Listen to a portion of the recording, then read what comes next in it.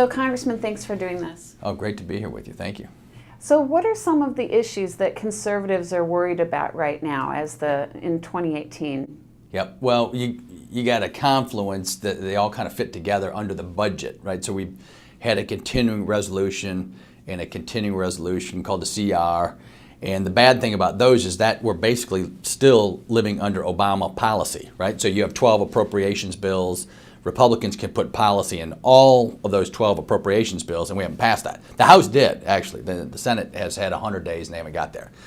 And so we've got a lot of policy that could be in there. Plussing up the military is an obvious conservative. We've had tragedies with the ships and the pilots not getting enough training time, nothing near the training time they need. The military leaders will tell you that. The spending bill, the basic challenge is what we're going to probably do in a week is another CR, right? Another continuing resolution. And so there's not much that'll be attached there. Our side would like to plus up the military. If you do that, Schumer and Pelosi say, well, if you plus up that by $50 billion, then we get $50 billion, right? And so the CSRs, the payments to prop up the failing Obamacare system, right? It's a bailout to big insurance companies. That used to be part of this debate. Will that be put in there? There was a vote promised to Collins, senator from Maine, that if she voted the right way on tax, she would get CSRs put in the budget.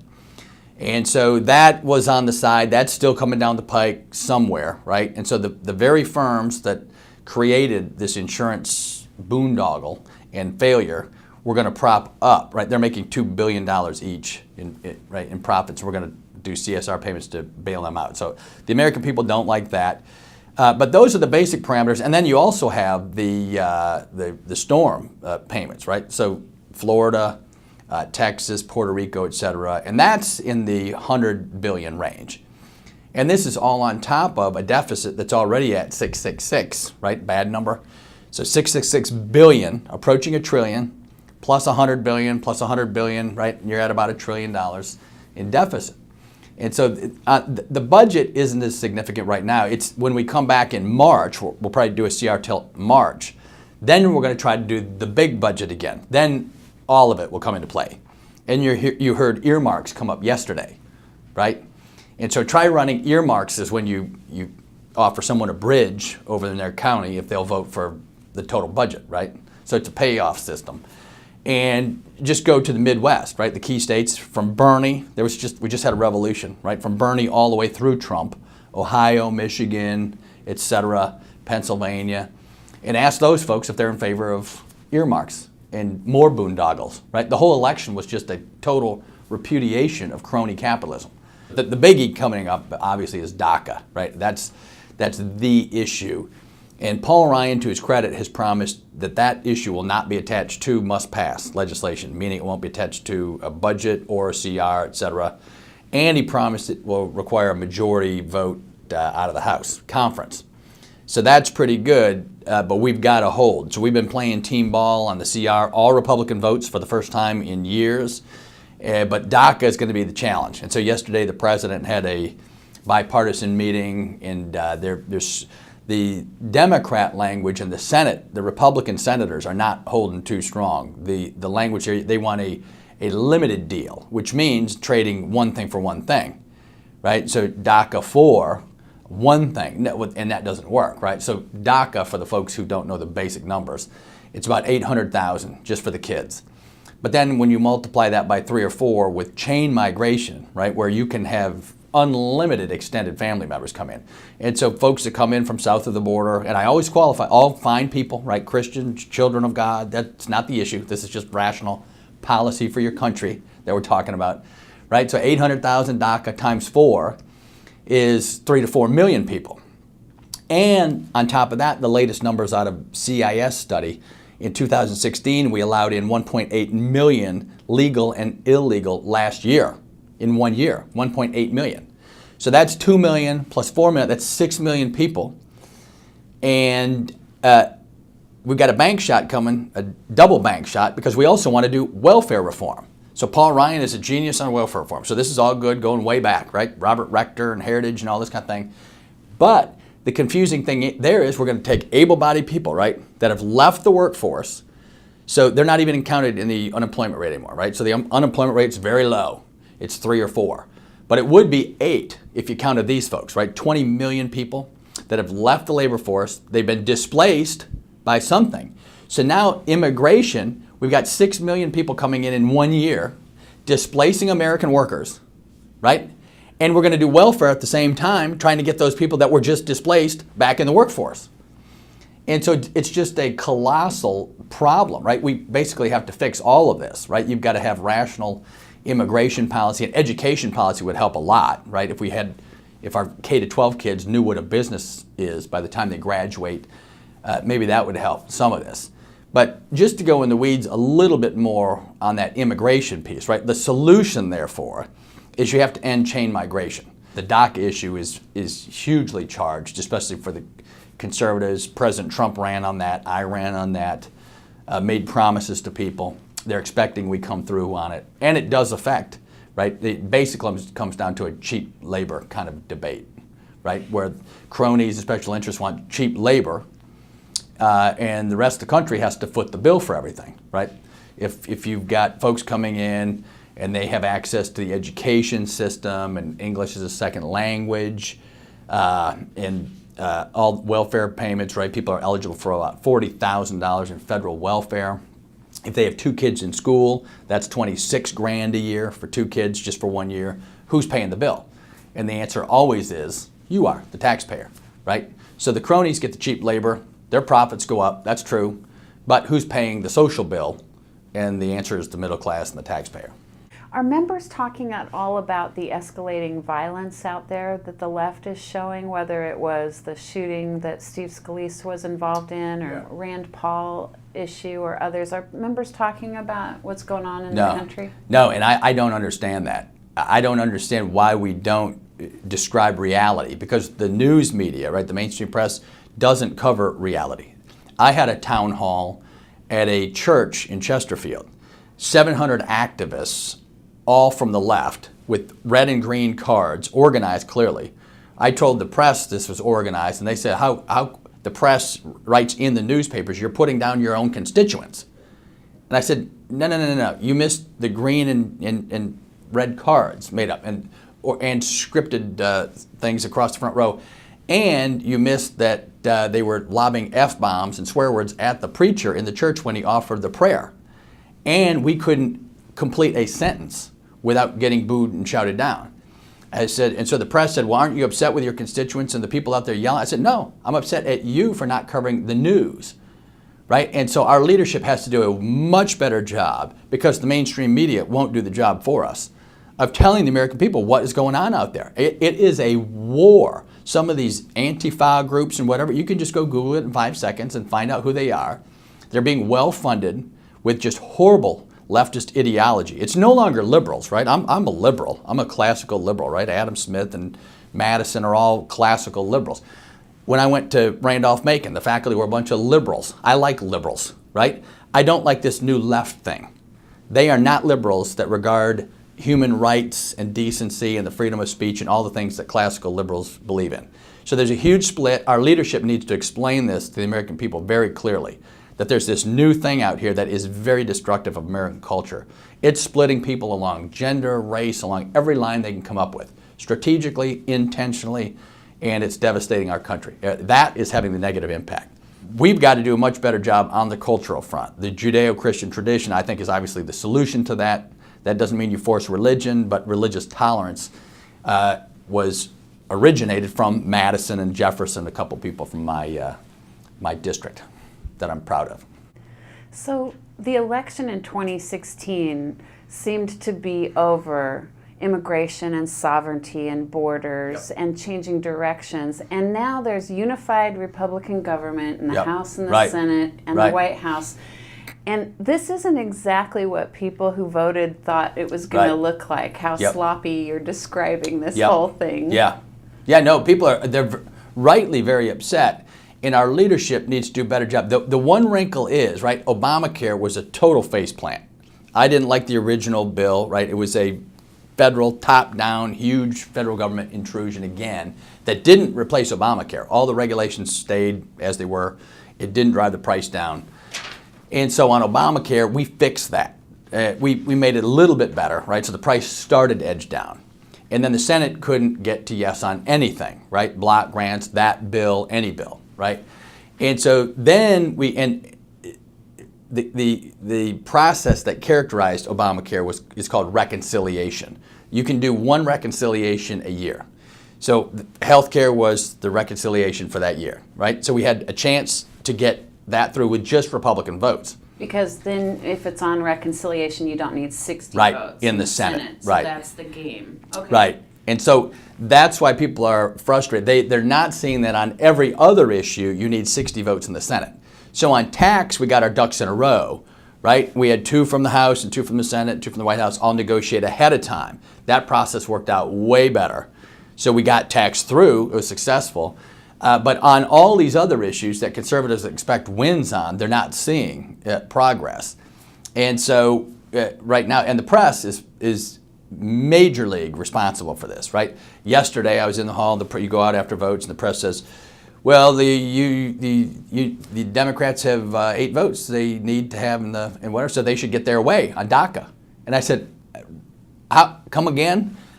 We won the House, right? We won the Senate, we won the White House. The American people entrusted, and they're holding us responsible. So it is true, we do need 8 votes. They can block everything with those 8 votes. So that is true. And that's what makes it hard. So let's talk about the midterm elections, Yep. because the left is energized, obviously. Right. They hate Donald Yes. Trump, Yep. and we saw that in Virginia, we Yeah. saw it in Alabama.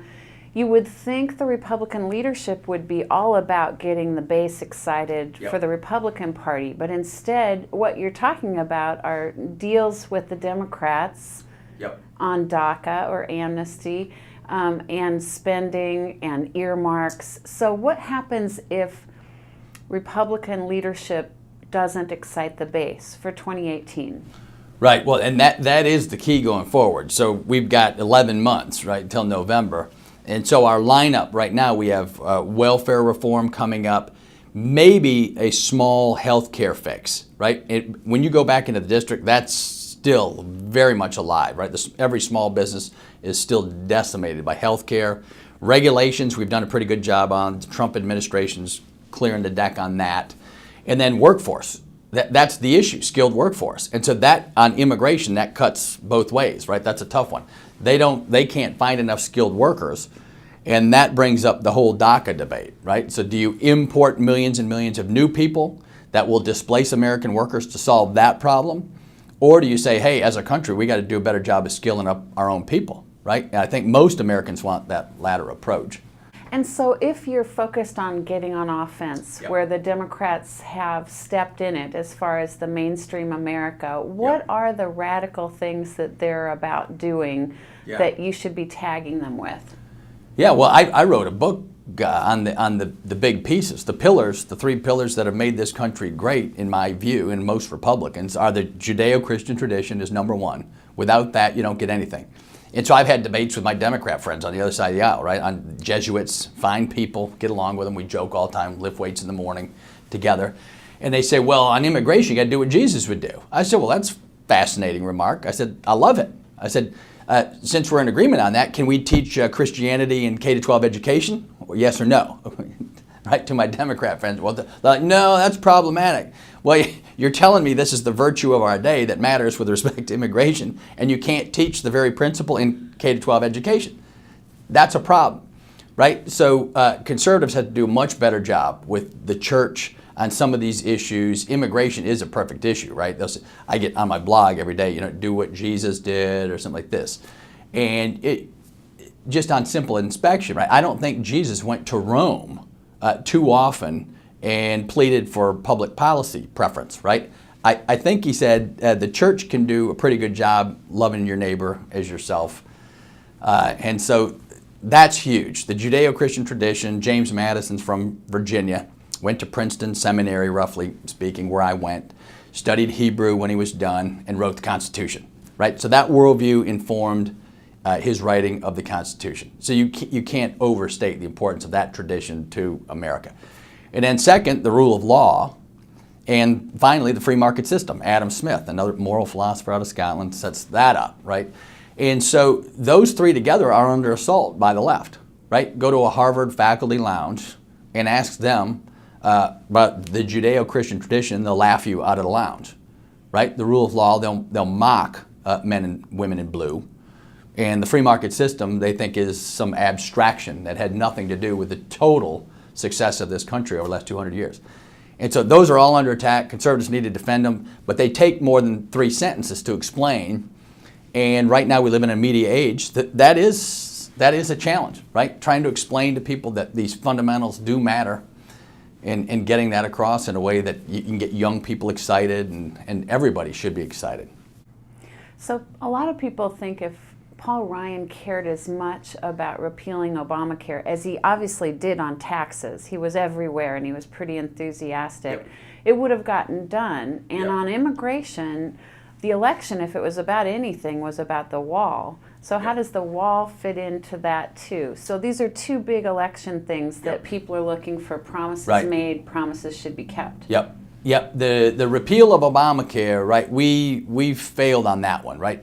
We never put a bill forward, and part of that, you don't want to make excuses. It has to do with Senate rules, right? So to get rid of the entire Obamacare apparatus, I don't think it could have gotten through the Senate rules. And then the question goes, well, those Senate rules are not the Constitution, right? Those are 40-year-old traditional Republican Democrat agreements. They can be broken. And so you can go there and say, let's break that. I personally think we should, right? If you don't think the Democrats are going to break down that wall when they get power back, I'll sell you a bridge, right? So that's on health care. We should go for a repeal, but the Senate showed they don't have the votes, right? McCain tanked it at the last minute. That was devastating, right? And so and the number one exit poll in Virginia, by the way, was health care.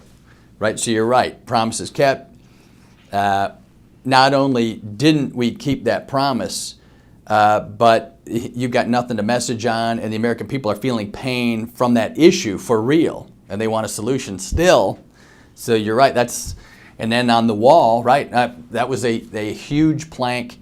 And the reason the base wants a wall is because President Obama even said, I'm going to be great on interior enforcement, right? We're going to hire all sorts of people along the border, new money, and he did. More money, more agents. And then he told them through executive power, don't follow the law of the land, right? So the reason the base is rightly hung up on the wall is because it's permanent. They want to see a permanent fix that you cannot get rid of, right? It's a nice big concrete thing, right? And there's other solutions that have to be in there, but that I think is significantly very meaningful. So are members talking about the likelihood of Democrats pursuing impeachment should they get the House in 2018? Oh, sure. I mean, it's huge, right? If we don't do a good job politically in November, right, and the tax thing should, right, if people get more money back in their pockets, there's results coming in every day, right, that firms are giving $1,000 bonuses and just headlines every day. So we're hoping that helps to at least get us back to some normal level, right? We didn't have huge wins, but that's a huge win. And so that's a baseline. But even with that, the left is totally energized, right? In Virginia, we just had a blue wave sweep out about 15 delegates, right? We had 2/3 of the House went to about dead even. And so what's that about? Well, they're energized, right? Just like after Obama was elected, the conservatives were energized. Now President Trump's elected. The left is very energized. I think the Hillary precincts were up 1%, but the Bernie precincts in Virginia were up 20%. 1/5 new voters ex nihilo, right, out of nowhere. So Republicans did get out the vote. For the governor, Ed was all over the place. He got out as much vote as any prior Republican governor candidate ever got out. But the left had plus 20%. And so part of that is just emotion right now, right? On the health care policy, if you get into that debate, the Democrats don't have any health care policy to help fix Obamacare. They're just scared. They're saying, Republicans are going to get rid of your health care, right? Which is just nonsense. In Charlottesville right now, they just got their latest edition of the Obamacare rates. It's $39,000 for a family of 4 now before they get $1 of insurance, right? So that's the highest in the country. The average family income in Virginia is $70,000, and health insurance is $39,000, right? So you tell me how that works. So conservatives clearly win, But we do have to offer a concrete product that lowers the price of health care. And so that's one example, right? And then getting immigration straight, explaining that to the voter, what's really at play. And yeah, the politics, it's going to be a tough one, right? When you're fighting momentum and that blue wave coming at you, we're going to have to do a way better job messaging.